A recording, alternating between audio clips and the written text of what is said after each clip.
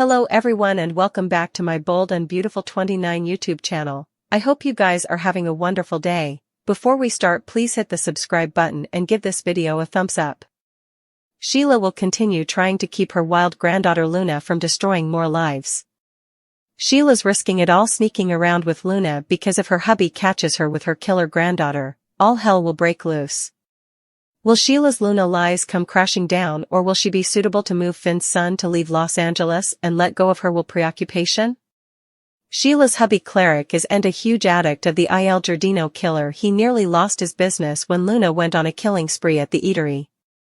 Tom was one of Domini's stylish musketeers. Sheila is going to have to choose between her hubby and her granddaughter. There's not enough room for both of them in her life. Luna will continue to helical and come deranged again. Despite Sheila's advice, Luna will make a move on Will Spencer and start a war with his gal Electra. Sheila will have another secret meeting with her and try to move her to leave city and start fresh before she ends up back in jail.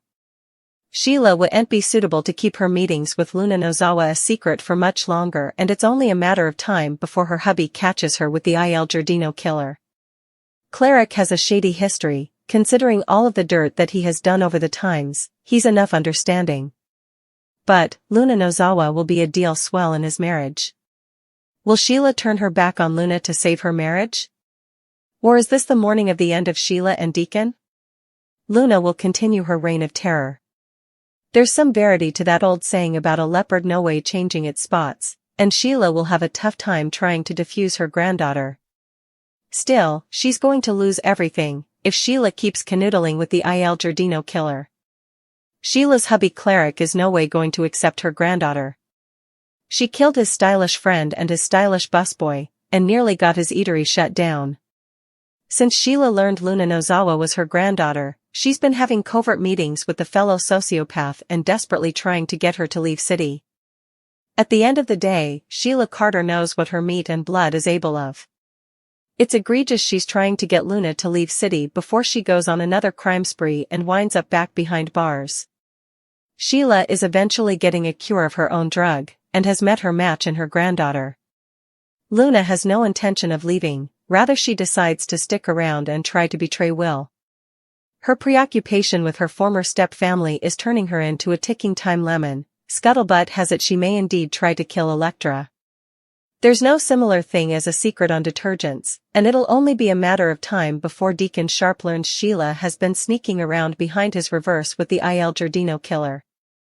According to Bold and the Beautiful spoilers, Cleric will see Sheila's relationship with Luna as the ultimate treason, anyhow of whether they're affiliated or not. Still, she can kiss her happy life at the eatery farewell and her marriage, if Cleric turns his reverse on Sheila over Luna. Do you suppose Sheila will lose everything over her granddaughter? Can she keep Luna under control and move her to leave LA? Or is all hell about to break loose? Sheila was thrilled to discover that Luna is her granddaughter. They've a lot in common, like murder. Steffi publicizing she's a monster and tells Hope and Ridge that they need to keep her down from me and my family. We prognosticate that Steffi is talking about Luna, whose father is Steffi's hubby Finn. As for Luna, she tells her grandma of Steffi, why don't we just exclude that trouble, what could go wrong? Back in the day Sheila would have been way ahead of Luna, but these days she's more mellow and was devastated by the deaths of the men Luna boggled. We suspect that there's about to be a big disagreement between the two ladies. At least that's the part we see. Sheila may change her mind laterally, or she could be cooking up some devious plot all on her own. It would be just like to Sheila to want to cover Luna while also getting relief of any pitfalls to her family. It appears that Luna is going to test Sheila and all of her resoluteness to be a better person. Sheila married Deacon and is now working at his eatery Illinois Giardino. They make a great brace, except that Deacon no way wants to see Luna anywhere near him. That has put a sock in the ladies' relationship, since they aren't free to mingle in Sheila's apartment or plant. They've set up ways around the hedge still, and Luna's rearmost news astounds Sheila. Really? Sheila knows further than anyone that bloodthirst doesn't dematerialize overnight. We're about to see some tricky dynamics come into play if Luna insists on harming Steffi. How strange will it be to see Sheila side with Steffi against Luna? Daphne is dealing with heartache. The perfumer is in love with Carter, but unfortunately, the feeling is collective. After her rearmost rejection, it's time for Daphne to move on to a new man. When Daphne arrived, she was on a charge. She was hired by Steffi to break up Carter and hope to end the FC preemption. Daphne's plan worked as Carter returned the company to the Forresters, and lost hope in the process. What Daphne didn't count on was falling in love with Carter. With Carter single, Daphne's been making her move on the handsome council. Although there's a magnet between the two, Carter is still in love with Hope. Now that Carter and Hope are back together, Daphne is left out in the cold wave. But effects might toast up for the perfumer when Zend shows a romantic interest in her. Zend and Daphne have come close musketeers. He knows how important she loves Carter, and she's going to be crushed by Cope's reunion. But Zend can help her pick up the pieces and realize she deserves a better man, someone like him. It's been a long time since Zend had a love, and Daphne is a perfect love interest for him. They're bound to have trouble, and it'll come from Carter.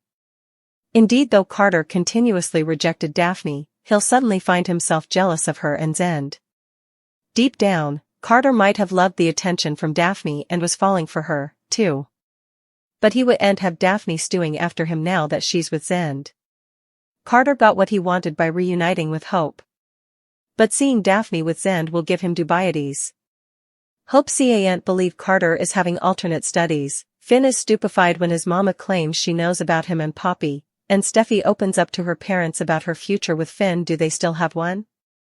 Carter has been feeling shamefaced about betraying his friend and tricking Ridge into subscribing away control of Forrester Creations, and now he shares his passions with Hope.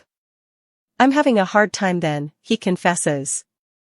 He also thinks that there may be a way forward for everyone working together. However, he suggests, if we apologize. Still, Hope can't believe that after everything they've gone through to get where their moment that Carter would annul and admit being in the wrong. You want me to apologize to Ridge and Steffi? She asks, gobsmacked. Lee visits Finn's office in the sanitarium to assure him. It's okay, son, she promises. I know. Cautiously, Finn asks, you know? Lee clarifies by adding, you and my family, but Lee couldn't conceivably know what Finn has just discovered about his aunt, could she? Finn feels indebted to tell Steffi what he now knows, videlicet, that Luna is his son from a one-night stage with Poppy back when he was in council. Still, indeed if he can't bring himself to reveal the shocking verity, Steffi will still be suitable to tell commodity is bothering him. Finn and I've been through way more than any couple should, she admits to Ridge and Taylor. I do and suppose this feeling is ever gonna go down. But if Steffi presses Finn to come clean, she may eventually live to lament it. Lee joined her hubby, Jack Finnegan, in visiting their espoused son, John Finn Finnegan, in Los Angeles. After meeting his fiancée, Steffi Forrester, and their son, Hayes, Lee and Jack went to Forrester Creations to meet some of the rest of the family. Lee was veritably happy that her son was marrying into this awful family, but also the marriage event was ruined by the appearance of Sheila Carter, who blazoned that she was Finn's birth mama. Stunned, Lee couldn't believe it until Jack verified that it was true. He prevaricated that Sheila had communicated him times agone. And both Lee and Finn were surprised he hadn't told them.